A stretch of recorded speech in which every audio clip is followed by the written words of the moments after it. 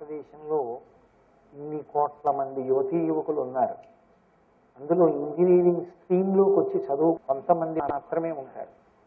అందున ఒక ప్రఖ్యాతమైనటువంటి విద్యా సంస్థలో చదువుకోవడానికి కావలసినటువంటి అర్హత సంపాదించుకోవడం అంటే అది అంత తేలికైన విషయమేం కాదు. నేను ఇవాళ జరుగుతున్నటువంటి ఎంసెట్ కౌన్సిలింగ్ చూస్తూ ఉంటాను. ప్రతి విద్యార్థికి ప్రతి విద్యార్థినికి కూడా చాలా ప్రఖ్యాతి వహించినటువంటి కాలేజీలో చదువుకోవాలనేటటువంటి కోరిక ఉంటుంది. అదేం పేరాశ కాదు. విద్యయందు వాంఛా పరివృద్ధియును ప్రకృతి సిద్ధగుణంబులు సజ్జనాళికిన్నంటాడు భర్తహరి. బాగా చదువుకోవాలి, మంచి చోట చదువుకోవాలనేటటువంటి కోరిక ప్రతి విద్యార్థికి ప్రతి విద్యార్థినికి ఉండవలసిందే. కానీ అందరికీ ఆంధ్ర యూనివర్సిటీలో చదువుకునేటటువంటి అదృష్టం లభిస్తుందా? అందులో ఎవరు బాగా చదువుకోగలిగారో, ఎవరు చాలా మంచి మార్కులు సంపాదించుకోగలిగారో, ఎవరు అంతకుముందు విద్యాభ్యాసమునందు బాగా పరిశ్రమ చేసి ఉన్నారో వాళ్ళు కదా మంచి ప్రఖ్యాతమైనటువంటి కళాశాలలో చదువుకోగలరు. ఇంత ప్రఖ్యాతి వహించినటువంటి కళాశాలలో చదువుకుంటున్నటువంటి మీ అందరినీ చూడటము అంటే సరస్వతీదేవి యొక్క అనుగ్రహం విశేషంగా పొందినటువంటి ఇన్ని ముఖాలు చూడడం ఎంత సంతోషంగా ఉంటుంది. కాబట్టి నేను మీ అందరికీ కూడా నా హృదయపూర్వకమైనటువంటి అభినందనల్ని తెలియచేస్తున్నాను. ఇక ఇవాళ రోజున మీకు పనికొచ్చే మంచి మాటలు ఏవైనా నన్ను చెప్పవలసింది అని కోరారు. మీకు కావలసినటువంటి విద్య అత్యంత సమర్థత కలిగినటువంటి వారు, శాస్త్రమునందు బాగా ప్రవేశమున్నటువంటి అధ్యాపకులు మీకు ప్రతిరోజు చెబుతూనే ఉన్నారు. నేను అటువంటి విషయాన్ని చెప్పడానికి తగిన సమర్థత కలిగిన వాడను కాను. కానీ మరి నన్ను ఎందుకు ఆహ్వానించడం, నేనేం మాట్లాడాలి మీతో అంటే, మీకు సంస్కారములు కలగజేయగలిగిన 4 మంచి మాటలు ఏవైనా నేను మాట్లాడగలిగితే, నా మాటలలో ఏ ఒక్క మాట అయినా మీకు ఉపయోగపడితే, దాని వలన మీ జీవితంలో ఇంకొంత మంచి విషయాన్ని మీరు ఏర్పరుచుకోవడానికి నేను మీకు సహాయపడగలిగితే, ఒక మనుష్యుడిగా సమాజంలో 50 సంవత్సరాలు దాటిపోయినటువంటి పెద్దవాడిగా నా జన్మకి ఒక సార్థకత. నేను 10 మంది పిల్లలకి 4 మంచి మాటలు చెప్పగలిగాను. ఆ మాటలు వాళ్ళకి పనికొచ్చాయని నాకు ఒక రకమైన సంతృప్తి. ఆ సంతృప్తి కొరకు మాత్రమే మీ వద్ద కూర్చోవడం జరిగింది. మనకి ఏదైనా ఒక మంచి మాట చెప్పాలి అన్నప్పుడు నా బుద్ధికి తోచిన మంచి మాట నేను చెప్పకూడదు. ఎందుచేత అంటే నాకు మంచి అనిపించినది నిజంగా మంచి కావచ్చు, మంచి కాకపోవచ్చు. ఈ ఏడాది నేను వచ్చి మీ దగ్గర చాలా మంచి విషయం ఇది అని చెప్పింది, వచ్చే ఏడాది నేను మళ్ళీ వచ్చేటప్పటికే గత సంవత్సరం నేను అలా చెప్పకుండా ఉండవలసింది. తర్వాత నాకు తెలిసింది అది మంచిది కాదని అన్న విషయాన్ని చెప్పే అధికారం నాకు ఉండదు. అలా అందుకే స్వబుద్ధికి అంటే తన బుద్ధికి తోచిన దాన్ని 10 మంది ఆచరించవలసిన విషయంగా ఎప్పుడూ చెప్పవద్దు. 10 మంది ఆచరించడానికి నువ్వు ఏ విధమైన సందేహం లేకుండా నిర్భయంగా చెప్పగలిగిన మాట అంటే ఒక్కటే ఉంటుంది. అదే ఆర్యోక్తి అంటారు. ఆర్యోక్తి లేదా ఋషి వాక్కు. ఒక ఋషి చెప్పినటువంటి మాట. ఋషి దార్శనికుడు, భగవంతుని యొక్క అనుగ్రహం చేత సర్వము తెలుసుకున్నవాడు. కాబట్టి ఆయనకి 10 మందిని మంచి మార్గంలో నడిపించగలిగినటువంటి మాట చెప్పడం అంటే భగవంతుడే మాట్లాడటం. ఆ స్థాయిని పొందినవాడు. అందుకని ఆర్యోక్తి అంటారు. ఆర్య అంటే పెద్దరికము అని. అందుకే మూకశంకరులు ఆర్యాశతకము అని చేశారు అమ్మవారి మీద. కాబట్టి ఆర్యోక్తిని స్వీకరించవలసి ఉంటుంది ఏదైనా చెప్పేటప్పుడు. వాల్మీకి మహర్షి శ్రీరామాయణంలో ఒక మాట అంటారు. ధృతి దృష్టి మతి దాక్ష్యం సర్మసు నసీదతి అంటారు. ఇది ఆర్యోక్తి. ఇది మనుష్యుడిగా పుట్టినటువంటి ప్రతి వాడికి అన్వయం అవుతుంది, ఒక్క విద్యార్థికే కాదు. అసలు మనుష్య జన్మ ఎత్తిన ప్రతివాడు దీన్ని అన్వయం చేసుకోవలసిందే జీవితంలో. ఎందుచేతంటే ధృతి అంటే పట్టుదల, ఒక నిర్ణయమును తీసుకొనుట. రెండవది దృష్టి అంటే మీరు ఆ పని చేయడానికి బయలుదేరినప్పుడు మీరు ఆ పని పూర్తి చెయ్యకముందే మీకు కలిసి వచ్చినటువంటి విషయాలు, మీరు పొందిన కీర్తి, మీరు పొందిన వైభవం. దృష్టి అంటే ఎప్పుడూ జాగ్రత్తగా పరిశీలనం చేసుకుని అనుషంగిక ప్రయోజనానికి లొంగిపోకుండా, నేను మీతో మనవి చేశానే, దాని వలన వచ్చేటటువంటి కీర్తి కోసం, దాని వలన వచ్చే పొగడ్త కోసం ఆగిపోకుండా నిలబడగలగడం. మతి, మతి అంటే చెయ్యవలసిన పనిని చెయ్యవలసిన దానిగా చేసుకుంటూ వెళ్ళిపోవడమే. దాక్ష్యం అంటే చెయ్యకుండా ఉండవలసిన పనిని చెయ్యకుండా ఉండడానికి కావలసిన ధైర్యాన్ని పొంది ఉండడం. ఈ 4 ఎవరు పొంది ఉంటాడో వాడు సకర్మసు నసీదతి, వాడు తలపెట్టిన పని యందు విఫలము కాడు. ఆయన ఏది సాధించాలనుకున్నాడో దానిని సాధించి తీరుతాడు అని మహర్షి ఆర్యోక్తినిచ్చారు. ధృతి అంటారు. ధృతి అంటే పట్టుదల, నిర్ణయము అని. ఏదో ఈ పని చెయ్యాలి అని ఒక నిర్ణయం చేసుకోవాలి జీవితంలో. ఏ నిర్ణయం లేకుండా చేసేటటువంటి ప్రయాణము గమ్యమునకు చేర్చదు. ఏదో నేను అలా నడుస్తూ ఉంటానండి అంటే బాటసారి అంటారు. ఆయన ఎక్కడికి వెడతాడు ఆయనకి తెలీదు, అలా నడుస్తూ ఉంటాడు అంతే. అందుకని ఆయనకి గమ్యం ఏమి ఉండదు, అలా నడుస్తూ ఉంటాడు. అలా కాదు, గమ్యమును చేరుట, దాని కొరకు నడక. నడకకి ప్రయోజనమేమి? గమ్యమును చేరుట. అందుకని గమ్యాన్ని చేరడానికి నడవాలి తప్ప ఏదో నడవడం కోసం నడవకూడదు. ఏం చేద్దాం అనుకుంటున్నావు, నీ జీవితంలో నువ్వేం అవ్వాలనుకుంటున్నావు, అది గమ్యం. ఆ గమ్యాన్ని చేరడం కోసమని, ఆ నిర్ణయాన్ని జీవితంలో సాధించుకోవడం కోసమని పట్టుదలతో నడవాలి. ఆ పట్టుదలతో నడిచేటటువంటి విషయానికి ధైర్యము అని పిలుస్తారు. మీరు కొంచెం జాగ్రత్తగా ఒక విషయాన్ని అర్థం చేసుకోండి. 2 మాటలు ఉంటాయి, నిర్భయత్వం, ధైర్యం. నిర్భయత్వం అంటే ఏమిటి? ధైర్యం కాదా? ఆయనకి భయం లేదండి అని నేను అన్నాను అనుకోండి, ధైర్యమేనా? ఆయన ధైర్యంగా ఉన్నాడండి అని నేను అన్నాను అనుకోండి, భయం లేకుండా ఉన్నాడనేనా? మరి నిర్భయత్వం, ధైర్యం, ఈ 2 మాటలు ఎందుకు రావాలి శాస్త్రంలో? అలా 2 మాటలు ఉండవలసిన అవసరం లేదుగా. అంటే ధైర్యంగా ఉన్నాడనాలి, లేకపోతే ఆయనకి భయం లేకుండా ఉన్నాడనాలి. నిర్భయత్వము అంటారు, ధైర్యము అంటారు. ఈ 2 మాటలు వాడతారు. ఈ 2 మాటలు మాట్లాడవలసిన అవసరం ఏమిటి అంటే, ఆయన ధైర్యంగా ఉన్నాడు అన్న మాటలో అర్థం ఏమిటంటే ఆరోగ్యవంతమైన భయమును కలిగి ఉన్నాడు అని గుర్తు. భయమునందు 2 ఉంటాయి. రక్తంలో ఎల్డిఎల్ కొలెస్ట్రాల్, విఎల్డిఎల్ కొలెస్ట్రాల్ 2 ఉంటాయి. ఒకటి పాడు చేస్తుంది, ఒకటి బాగు చేస్తుంది హృదయ వ్యవస్థని. అలా భయంలో ఆరోగ్యవంతమైన భయము ఒకటి ఉంటుంది, మనిషిని పాడు చేసే భయం ఒకటి ఉంటుంది. ఏది పాడు చేసే భయమో అది దరికి రాకూడదు, ఏది మనిషిని బాగు చేస్తుందో ఆ భయం ఉండాలి. అందుకే ధైర్యం అన్న మాటకు అర్థం ఏంటంటే, ఏది పాడు చేస్తుందో అది దగ్గర లేనివాడు, ఏది బాగు చేస్తుందో ఆ భయం దగ్గర ఉన్నవాడు. నేను చాలా ధైర్యంగా ఉంటానండి, నేను ఏ పనైనా చేస్తాను అన్న మాటకు అర్థం చెయ్యకూడని పని చేస్తాడు అని కాదు. ఇందాక మీ అధ్యాపకులలో ఒకరు మాట్లాడుతూ ఒక మాట అన్నారు. ఒక విద్యార్థిగా కళాశాలలో ప్రవేశించినటువంటి వ్యక్తి విద్యని మాత్రమే నేర్చుకునే ప్రయత్నం చెయ్యాలి, తద్వారా సంస్కారములు పెంచుకోవాలి. కానీ చెయ్యకూడనటువంటి పనులు చేసింది ఒక పిల్ల, దొంగతనం చేసింది. అది ఎందుచేత జరిగింది అంటే దిద్దవలసిన అవసరం ఒకటి ఉంది. అంత మాత్రం చేత అవతల వ్యక్తి ఇక జీవితంలో ఎందుకు పనికి మారిన స్థితిని పొందాడని నిర్ధారించడం కుదరదు. సంస్కరించవలసి ఉంటుంది. ఏ దోషమున్నదో ఆ దోషమును తొలగించే ప్రయత్నం చెయ్యాలి. అసలు ప్రపంచంలో దోషము లేకుండా అందరూ జన్మించారనుకోండి, అప్పుడు ఈ ప్రపంచంలో 2 అక్కర్లేదు, శాస్త్రము గురువు అక్కర్లేదు. అసలు వాడికి పుట్టుకే ఉండదు. దోషము లేకుండా ఎవరు ఉంటారు? ఇవాళ మీ అందరికీ మంచి మాటలు చెప్పే నేను చిన్నతనంలో తెలియక నేను దోషభూయిష్టంగా ప్రవర్తించాను. నేను ఎన్నో దోషాలు చేసిన వాడిని. అంత మాత్రం చేత నేను సమాజమునందు పనికి మాలిన వాడను కాను.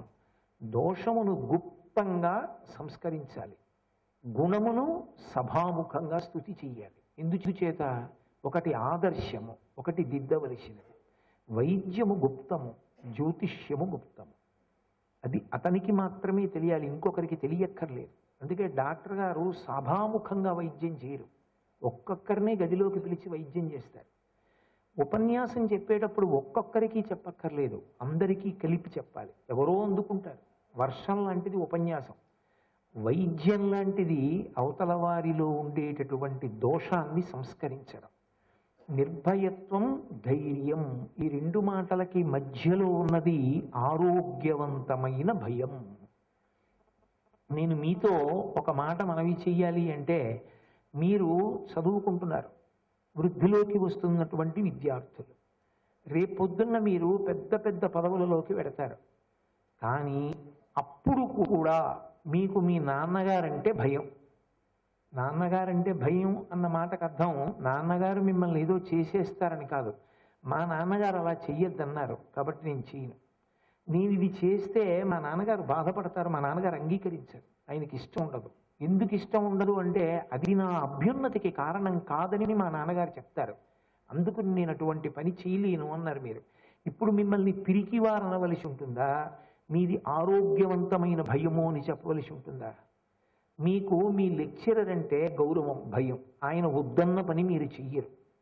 అది మీ బుద్ధికి అప్పటికి మంచిదనిపించినా మీరు చెయ్యరు. నన్ను మంచి మాటలు చెప్పమన్నారు, నా బుద్ధికి తోచినవి నేను మంచి మాటలని మీకు చెప్పను అన్నాను. ఎందుకు చెప్పనన్నాను? ఏమో ఇప్పటికి మంచిదనిపించింది, వచ్చే ఏడాదికి మంచిది కాదనిపిస్తే ఈలోగా మీ భవిష్యత్తు ఏమవ్వాలి అది విని? అది భయం. అది ఆరోగ్యవంతమైన భయం, అవతల వాళ్ళు పాడవకూడదన్న భయం.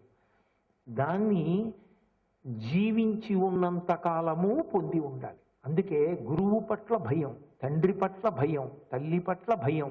దీనివల్ల అంటే వారి దగ్గర ఒక గుణం ఉంది, వారు ఎప్పుడూ మీ అభ్యున్నతిని కోరుతూ ఉంటారు. ఏ కారణం చేత కూడా మీరు జీవితంలో విఫలమైపోవడాన్ని కానీ, మీ జీవితంలో మీరు ఓడిపోవడాన్ని కానీ వాళ్ళు అంగీకరించలేరు. ఎప్పుడూ మీరు వృద్ధిలోకి రావాలని కోరుకుంటారు కాబట్టి వాళ్ళు ఎప్పుడు మీకు చెప్పినా మీ అభ్యున్నతికి తగిన మాట చెప్తారు, మీ శక్తికి తగిన మాట చెప్తారు. మీ శక్తికి తగని మాట నేను చెప్పాను అనుకోండి, దాని కొరకు ప్రయత్నించి మీరు చతికిల పడిపోతే మీ జీవితంలో మీరు వైఫల్యాన్ని చెందుతారు, మీరు ఇంకా పైకి లేవలేరు. అలా కాకుండా మీ శక్తిని దృష్టిలో పెట్టుకుని మాట్లాడతారు. అలా మాట్లాడగలిగినటువంటి స్థితి ఎందుకు వచ్చింది అంటే మీ అభ్యున్నతిని వాళ్ళు కోరుకుంటారు కాబట్టి. తల్లి తండ్రి బిడ్డల కోసం ఏ త్యాగమైనా చేస్తారు. తల్లి తండ్రి చెయ్యని త్యాగం అంటూ ఏమీ ఉండదు. ఒక వయస్సు వరకే నేను బాగుండాలి, నేను కీర్తిగా బతకాలనుకుంటాను. ఒక వయస్సు దాటిన తర్వాత నేను కోరుకునేది ఏదంటే నా కొడుకు కీర్తివంతుడై బ్రతకాలనుకుంటాను. ఎందుకంటే నేను ఎంత కీర్తి సంపాదించుకున్నా నా కొడుకు సరైన మార్గంలో లేకపోతే నా కీర్తికి కళంకం వస్తుంది.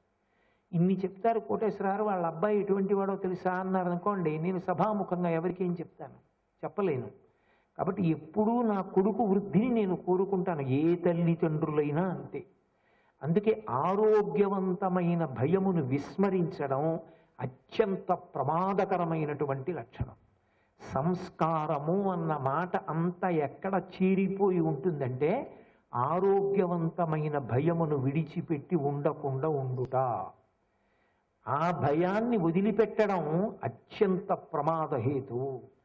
మా నాన్నగారు నాకు చెప్పేది ఏంటంటే, ఇంత వయసు వచ్చిన తర్వాత నేనేం చేయాలో నాకు తెలియదా అని ఏ విషయంలోనైనా మీరు స్వతంత్రించడం ప్రమాదహేతువే. ఆ తరువాత దాని ఫలితం తెలిసిన తర్వాత ఇంక మీరు దిద్దుకోలేరు. అదే నాన్నగారు నన్ను కన్నవారు, పెంచి పెద్ద చేసిన వారు, చదువు చెప్పించిన వారు, 10 మందిని అడిగి మా పిల్లాన్ని ఏ కాలేజీలో చేర్చమంటారని అడిగిన వారు, తాను సుఖంగా సంతోషంగా బ్రతకడం కూడా మానేసి డబ్బు దాచి మా ఫీజు కడుతున్నవారు, తనకి అనారోగ్యంగా ఉన్నా కూడా పెద్ద హాస్పిటల్కి వెళ్లకుండా ఓ గవర్నమెంట్ హాస్పిటల్లో ఆయన వైద్యం చేయించుకుంటున్నవారు. అటువంటి వారు ఎప్పుడు చెప్పినా నా అభ్యున్నత కొరకే చెప్తారు అని అనుకున్నారనుకోండి, దాన్ని ఆరోగ్యవంతమైన భయము అంటారు. అందుకే మనిషి ఎంత పెద్దవాడు కానివ్వండి, ఈ భయం ఎవరో ఒకరి పట్ల ఉంచుకోవాలి. అందుకే జీవితంలో ఎప్పుడూ గుర్తుండిపోవలసినటువంటి వ్యక్తిని ఒకరిని ఉంచుకుంటారు. ఇదే ఆదర్శవంతంగా ఒక వ్యక్తిని స్వీకరించుట. అది స్వీకరించలేకపోయాడు అనుకోండి, మీకు మార్గదర్శనం లభించదు. అస్తమానం మీకు వచ్చి ఇది మంచి ఇలా చెయ్యి, ఇది మంచి ఇలా చెయ్యి, ఇది చెడు ఇలా చేయకు అని చెప్పేవాళ్ళు ఎవరుంటారు? ప్రతి సందర్భంలో ప్రతి సంఘటనలో మీకు చెప్పేవాళ్ళు ఉండరు. కానీ ఒక ఆదర్శవంతమైన వ్యక్తి అన్నవాడు ముందు ఉండాలి. ఆ వ్యక్తిని మీరు ఆదర్శంగా తీసుకోవడము అంటే మీ మనస్సు ఆయన యందు నిలబడాలి. చాలా కష్టపడితే తప్ప మహాత్ముడు కాలేడు. ఓవర్ నైట్ మహాత్ములైపోయినటువంటి వాళ్ళు లోకంలో ఎవ్వరూ ఉండరు. ఎంతో కష్టపడి వృద్ధిలోకి వచ్చినటువంటి వాడు మాత్రమే లోకమునకు దార్శనికుడుగా నిలబడగలుగుతాడు. ఆయన జీవితం వెనక ఎన్నో కష్టాలుంటాయి. వాటిని దాచకుండా లోకానికి చెప్పి మీరు ఇలా బ్రతకవలసి ఉంటుంది అని చెప్పిన వాడెవరో ఆయన మాత్రమే మీకు ఉపకారం చెయ్యగలడు. అందుకే ఎప్పుడు ఒక మాట చెప్తారు, మీకు ఒక రోల్ మోడల్ ఉండాలి అంటుంటారు.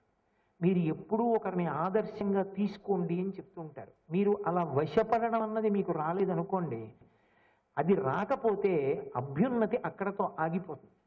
నేను మీ అందరూ చాలా ప్రేమించే వ్యక్తి, మీ అందరూ చాలా అభిమానించేటటువంటి వ్యక్తి.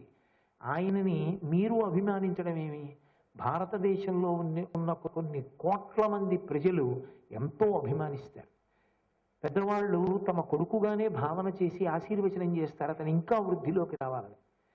ఎవరో కాదు, సచిన్ టెండూల్కర్. సచిన్ టెండూల్కర్కి చిన్నప్పుడు క్రికెట్ నేర్పినటువంటి మాస్టర్ ఉన్నారు.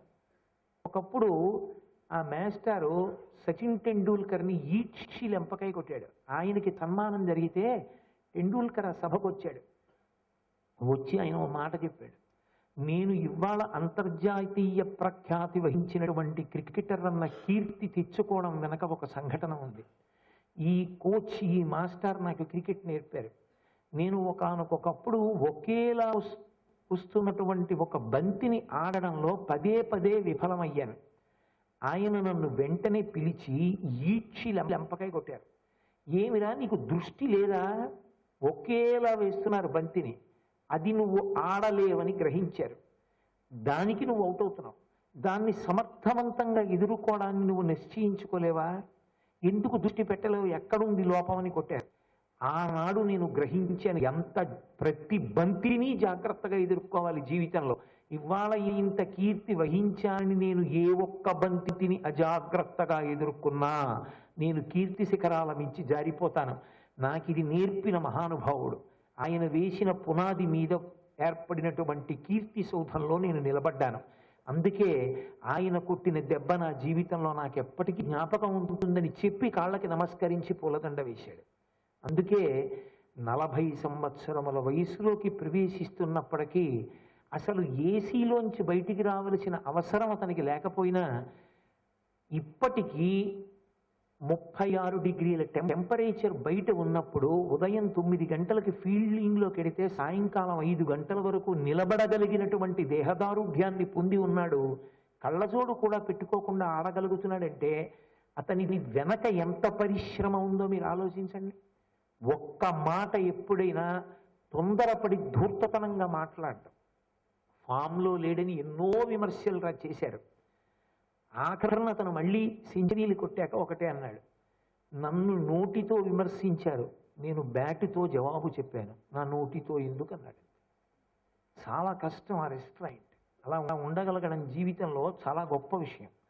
టెండూల్కర్ని కేవలం ఒక క్రికెటర్గా మీరు తీసుకోకండి. సెట్టింగ్ ఎగ్జాంపుల్గా సచిన్ టెండూల్కర్ యొక్క జీవితం పుస్తకం చదవండి. ఏ మహాత్ముడి జీవితం అంత తేలికైంది కాదు. అబ్దుల్ కలాం గారు రాష్ట్రపతి అయ్యాడు.